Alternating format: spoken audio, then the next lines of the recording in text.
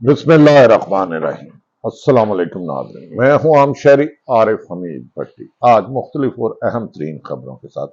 ناظرین، Pakistan P D M ایک اتحاد بنایا گیا 13 جماعتوں پر مشتمل، جس نے ایک چلتی ہوئی حکومت کو تحریک انصاف کی کو ختم کر دیا گیا، لیکن ان 14 ماہ میں بے انتہا انتقامی کارروائیاں، انسانی حقوق کی پامالی، ظلم و ستم کی انتہا کے باوجود بھی ان کا ووٹ بینک کم نہیں کیا جا سکا۔ اس دوران بڑے پیمانے پر گرفتاریاں، قاتلانہ حملے، صحافیوں کے اغوا، صحافیوں کا قتل اور دیگر ظلم و ستم کی داستان بنتی رہی۔ لیکن اب جو آخری سروے ہوا ہے کہ کہا گیا ہے کہ پاکستان میں حالات کو پرامن رکھنے کے لیے اور معاشی ترقی کے لیے صاف شفاف الیکشن ہی کروانا ضروری ہوں گے۔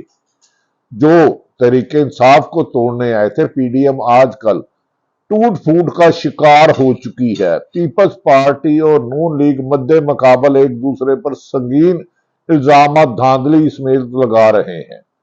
پیپلز پارٹی نے اپنے لیے نئے الیکشن کی کامیابی میں لیے اپنے آپ کو نیا امیدوار ثابت کیا ہے، جبکہ مسلم لیگ اندرونی انتشار کا شکار ہے۔ محترمہ مریم نواز چاہتی ہے کہ اگلی دفعہ وہ منتخب ہوں ملک کی وزیر اعظم، لیکن ایسے میں ایک بہت بڑی تعداد مسلم لیگ نون کے سینئر رہنماؤں کی کسی بھی صورت مریم نواز کی سرپرستی میں کام نہیں کرنا چاہتے۔ وہ کہتے ہیں ان کا اخلاق اچھا نہیں یا نامناسب رویہ رکھتی ہیں، سینئر قیادت کو اگنور کرتی ہیں۔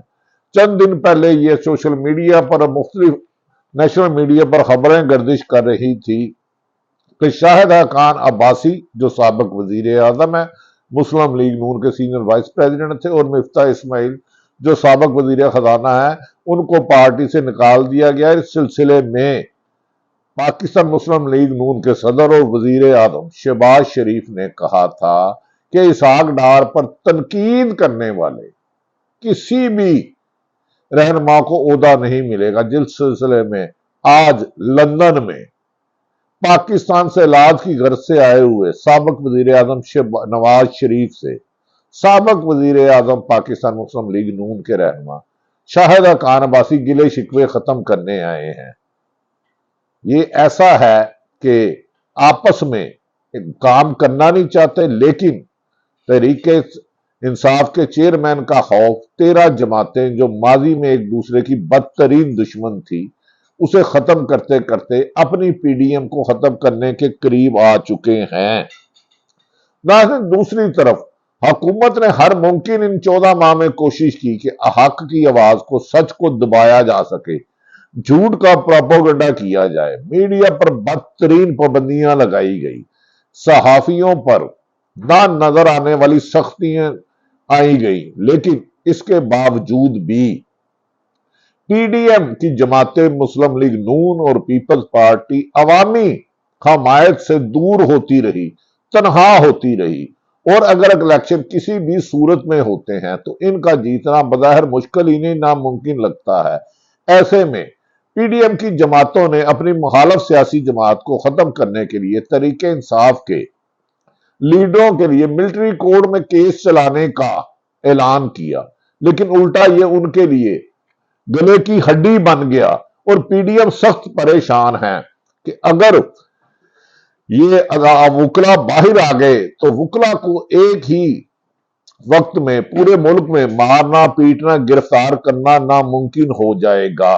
یاد رکھیں کہ مشرف کا جبر کا جو موسم تھا وہ اس جبر سے بہت کم تھا، لیکن وکلا ہی اس کی حکومت کے خاتمے کی وجہ بنے۔ اس وقت تو نواز شریف ملک سے بھاگے ہوئے تھے مشرف سے ڈیل کر کے۔ اب آرمی کورٹس کے سلسلے میں اعتزاز احسن لطیف کھوسا نے سپر آرمی کورٹس کو چیلنج کرنے کے لیے سپریم کورٹ میں رٹ دائر کر دی، اور سونے پر سہاگا ہوا کہ اس کرنے کے بعد وکلا کے کنونشن میں بتایا گیا وہ کسی بھی قیمت پر جمہوریت میں غیر جمہوری روایات کو جنم دینے والوں کے خلاف مقابلہ کریں گے۔ ایسے میں آج سابق چیف جسٹس آف پاکستان، نہایت اچھی شہرت کے حامل سابق چیف جسٹس جواد ایس خواجہ نے بھی فوجی عدالتوں کو सुप्रीम कोर्ट में चैलेंज कर दिया। ऐसा लगता है पीडीएम ने जो जाल अपने मुखालफिन के लिए बिछाया था, अब इनका गला उस फंदे में आ जाएगा।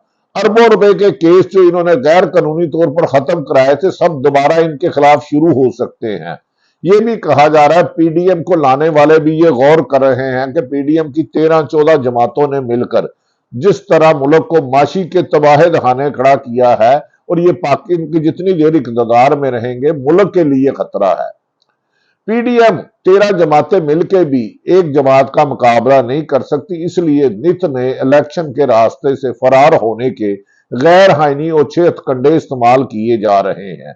ये भी कहा जा रहा है कि कुछ लोगों ने इस बात पर इजहार किया है कि हर हाल में कोशिश की जाए कि इलेक्शन मार्च 2024 में ले जाया जाए, जो आइन से नाराफ होगा। जिस पर वकला ने कहा ऐसा किया गया तो वो सड़कों पर आएंगे। पिछले दिनों में वकला बरादरी का एक कन्वेंशन हुआ जिसमें गैर जमहूरी और इंसानी हकूक की पामाली पर एहतजाज किया गया, तो साबिक गवर्नर पंजाब और आईनी माहिर लतीफ खोसा के घर पे फायरिंग करवाई गई, जिसका मुकदमा ताहाल दर्ज नहीं हो सका उनकी दरख्वास्त पर।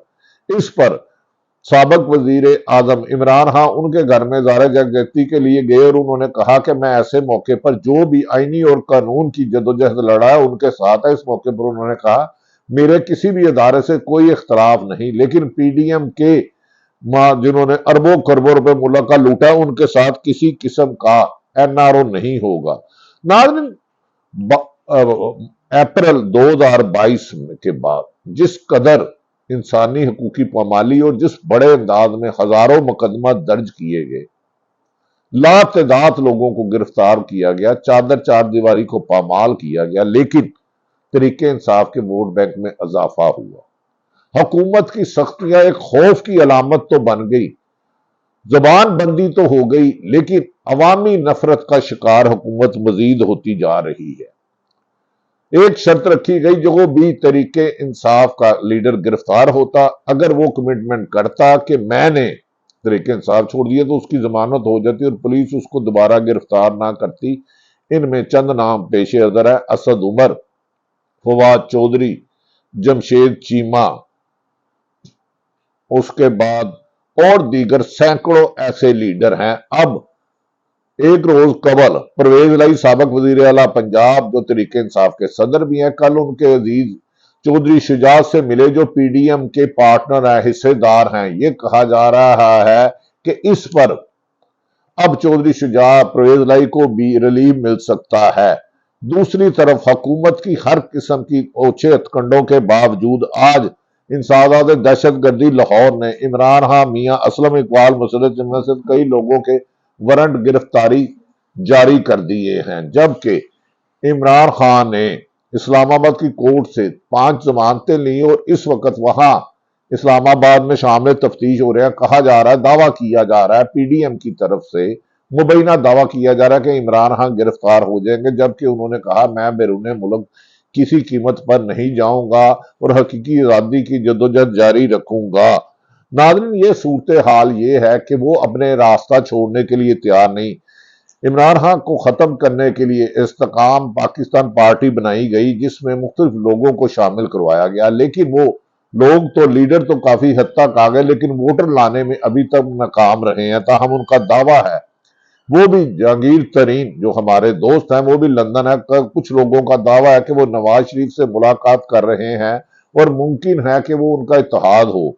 दूसरी तरफ जो गैर जानिबदार हल्के वाशगाफ लफ्जों में कह चुके हैं कि जितने मर्जी इत्तेहाद हो जाए, ऐसे मौके पर अगर इलेक्शन साफ शफाफ होते हैं और इलेक्शन कमीशन जो पार्टी बन चुका है उसे पीछे करके किया जाता है, तो तरीके इंसाफ की कामयाबी को रोकना मौजूदा पीडीएम के नाकाम लिया। और पीडीएम ने मुंह में ऐसे कहते हैं कि कोड के लिए डाल लिया, ना खाने ली ना गिराने ली। अब दूसरी लड़ाई, अगर 13 अगस्त को पीडीएम की हुकूमत की मुद्दत खत्म हो रही है, अब लड़ाई आ गई है निगरान वजीर आजम किसका हो। इस सिलसिले में आसफ अली जरदारी से बाज लोगों ने दुबई में जाके मुलाकात की और इस जहांगीर तरीन लंदन में मुलाकात कर रहे हैं। और दूसरी तरफ शाहिद खान अब्बासी भी आज नवाज शरीफ से मुलाकात करेंगे और नवाज शरीफ उन्हें یہ قائل کرنے کی کوشش کریں گے کہ آپ میری بیٹی مریم نواز کی سرپرستی میں ہی کام کریں۔ لگتا ہے سیاستدان جتنے مرضی جوان ہو جائیں لیکن ذہنی طور پر غلام رہتے ہیں۔ پاکستان میں جمہوریت میں سیاست کو فروغ دینے کی بجائے وراثت کو فروغ دیا جا رہا ہے۔ لیڈر کہتا ہے میں لیڈر ہوں، میری بیوی لیڈر ہے، میرے بچے لیڈر ہیں، اور عام ورکر کو اس کا حق نہیں دیا جا رہا۔ دوسری طرف پاکستان کے غیر جانبدار حلقے سخت پریشان ہیں کہ موجودہ حکومت نے معاشی طور پر پاکستان کو دیوالیہ عملاً کر دیا گیا ہے اور کئی 14 ماہ تک آئی ایم ایف سے تاحال مذاکرات کرنے میں سخت ناکامی ہے، جس پر تشویش کی لہر دوڑ رہی ہے کہ خدا نہ خواستہ ایسے موقع میں پاکستان میں دیگر غیر ملکی بینک پاکستان میں ایل سی نہیں کھول رہے۔ اگر امپورٹ تیل اور چیزیں ختم ہو گئی تو ملک کا حالات ہوگا۔ کہا جا رہا ہے کہ جون کے اینڈ میں ایک اہم اجلاس ہوگا جس میں پاکستان کے مستقبل میں تمام سیاستدانوں کے لیے راستہ ہموار کرنے کے لیے فیئر الیکشن کرانے پر غور کیا جائے گا، جبکہ آصف علی زرداری اور نون لیگ میں خاصے فاصلے آ چکے ہیں۔ وہ چاہتے ہیں کہ ان کی اگلی باری ان کی ہو، لیکن بظاہر ووٹ بینک دیکھا جائے تو دونوں کی کامیابی دور دور تک الیکشن کے ذریعے نظر نہیں آتی۔ ناظرین، دوسری طرف نون لیگ کے اختلافات کھل کر سامنے آ گئے ہیں۔ شہباز شریف نے واشگاف لفظوں میں کہا تھا کہ جو اسحاق ڈار نواز شریف کے سمدھی ہے، جو ان پر تنقید کر رہے تھے، ان میں سے کسی کو عہدہ نہیں دوں گا۔ ان پہ تنقید کرنے والوں میں شاہد حقان عباسی، مفتاح اسماعیل اور کئی لیڈر شامل ہیں جنہیں کہا جا رہا تھا پارٹی سے نکالا جا رہا ہے، جس پر پاکستان کے فیصلے کبھی دبئی اور آج لندن میں شاہد حقان عباسی اس وقت سابق وزیر اعظم نواز شریف سے ملاقات کر رہے ہیں۔ کیا دیکھنا ہے کہ وہ اپنی آزادی سے فیصلہ، جو کہتے تھے کہ وہ ایک بچی کے نیچے، یعنی کہ مریم نواز صاحبہ محترم جو سینئر وائس پریزیڈنٹ اور ان کی تنظیم سازی کی چیئرمین ہے، اس کے ساتھ کام کرتے ہیں کہ نہیں۔ لگتا ہے کہ پاکستان میں جمہوریت کی بجائے وزارت جاری ہے۔ اب کیا شاہد حقان عباسی کو پارٹی سے نکال کر ان سے عہدہ چھین لیا جائے گا؟ کیا اس کا فیصلہ ہو سکے گا کہ 2023 میں جو الیکشن ہونے ہیں اس میں نگران حکومت صاف شفاف آئے گی اور وہ بھی انتقامی کارروائی رکھے گی؟ دوسری طرف کہا جا رہا ہے کہ بعض آئینی ماہرین نے کہا پنجاب اور کے پی کے میں جو 90 دن کے لیے نگران حکومت آئے تھے، آئینی طور پر ان کی مدت ختم ہو گئی ہے، ان کے خلاف بھی عدالت سے رجوع کیا جائے گا۔ تو دوسری طرف یہ بھی کہا جا رہا ہے جو آئین میں ایکٹ کے تحت ترمیم کی گئی تھی وہ بھی اگلے ہفتے سپریم کورٹ میں اپیل ہوگی، اور پی ڈی ایم کی حکومت کو مزید چلانا سخت مشکل ہوتا جا رہا ہے اور اس کے اچھے نہیں ہیں۔ تاہم غیر ملکی طاقتوں نے پاکستان میں غیر انسانی حقوق کی پامالی پر سخت احتجاج کیا ہے، اور ایک یہ ہے کہ اس مہینے کے اختتام پر پاکستان کے اہم لوگ بیٹھ کر صاف شفاف الیکشن کرا کے غیر جانبدار طریقے سے الیکشن کرائے اور وہ جیتے اور ملک کو چلائے۔ دوسری طرف نواز شریف کی پاکستان آنے میں، کیس ختم کرانے میں ایک بہت بڑی کوشش ناکام ہو گئی، جسے عمران نواز شریف اپنے بھائی شہباز شریف سے سخت خفا ہے کہ آپ 14 سال سے وزیر اعظم ہیں اور میں ملک میں نہیں آ پا رہا، میری سزا ختم نہیں ہو رہی۔